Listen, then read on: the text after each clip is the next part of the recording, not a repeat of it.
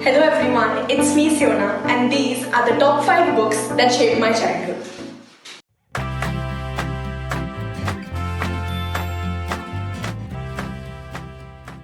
The first book that I'm going to be talking about is Matilda by Roald Dahl. Matilda is one of the best books that Roald Dahl has ever written, and it has been transformed into a movie which is on Netflix right now. Matilda is about a 6-year-old girl who has an ardent desire to read and learn more stuff, and she is very wise beyond her years. Matilda's parents are crooks and they are not good people, but Matilda is very different from them. Matilda enrolls in her school, and the headmistress of that school in which she enrolls in is a very mean and trashy lady, and she thinks kids are crooks and pests, and she doesn't really like them. But there is a good teacher in that school named Miss Honey who takes Matilda under her rock, and she always wants the best for Matilda, and she always begs the headmistress to let Matilda reach her full potential. However, she does not agree, and Matilda finds out that there is a secret power within her, which is later on described in this book because I am giving no spoilers. This is a beautiful story and I suggest everyone should read it. The next book that I am going to be talking about is Pollyanna by Eleanor H. Porter.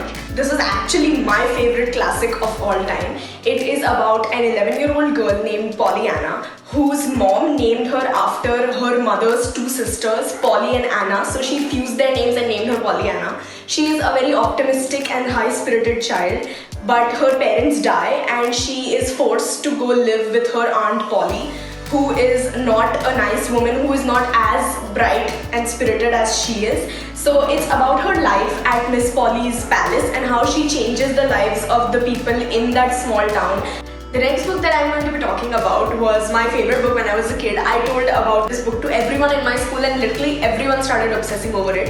It is Dog Diaries. Not this particular book, but the entire Dog Diaries series is a must-read for every teenage girl or every middle school girl, even boys, but I don't think they would be able to relate to this that much because it's more of a girly kind of a genre.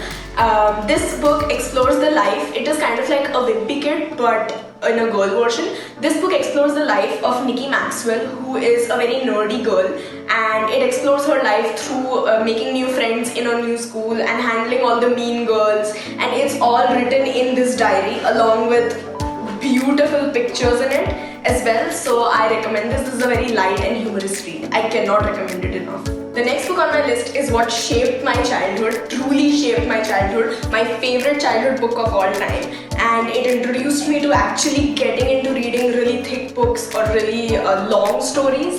It is The Magic Faraway Tree Collection by Enid Blyton.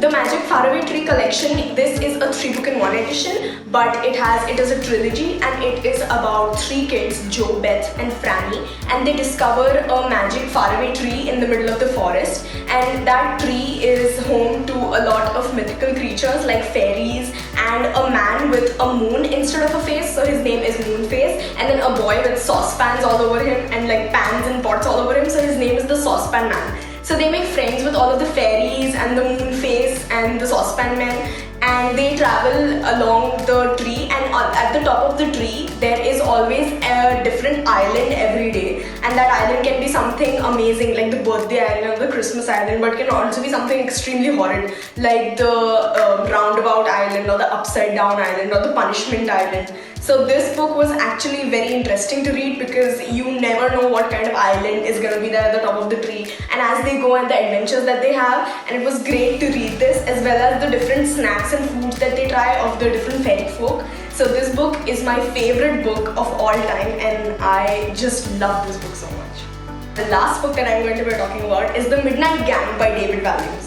David Walliams is very similar to Roald Dahl, so if you like Roald Dahl books and you don't know what to read next, I highly recommend you try a David Walliams book, especially this one.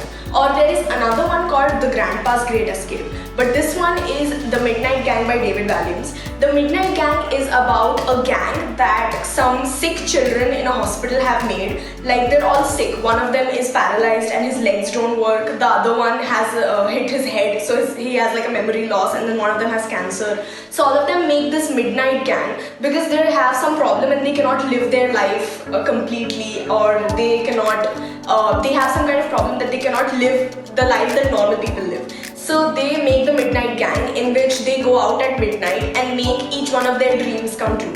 So in this book, it was very heartwarming and exciting to read how every night they go and they have new adventures. And David Walliams, each and every one of David Walliams' book has so much of humor in it. I was laughing at every page, and then I turned the page and I was crying at the next page. This is how I would describe this book. It is heartwarmingly humorous. So that concludes the top 5 books that shaped my childhood. My feelings toward these books have not changed even though I am a teenager right now, and I recommend each and every book on this list to every one of you. Most of you might have read it when you were a kid. If you haven't, you should try all of them right now.